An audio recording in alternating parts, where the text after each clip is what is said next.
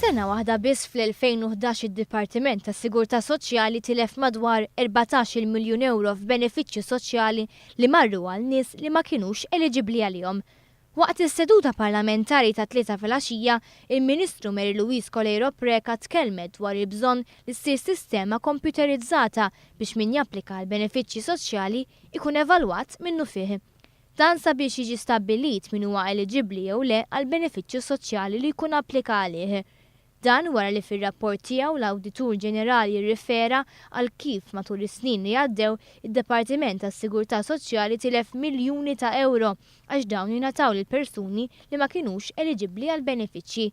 Matul l-2011 iktar minn nofs tal-benefiċċji soċjali marru għall assistenza soċjali, fil-waqt li aktar minn miljun euro marru għal pensjoni mhux kontributorja, pensjoni ta' persuni b'diżabilità u wage allowance. Iktar minn 700,000 euro marru għal assistenza ta' mart, kważi 200,000 intefqu fuq benefiċċji ta' nies qiegħda, żwieġ u benefiċċji għal dawk li jkollu fuq il-post tax-xogħol.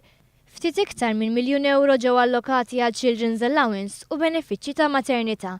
Il-Ministru Mary Louise Colleiro Preca qalet li jekk hawn persuni li qed jgħaddu minn tbatija iżda mhux qegħdin igawdu minn benefiċċji li huma eliġibbli għalihom għandhom joħorġu fil-beraħ u jkunu identifikati.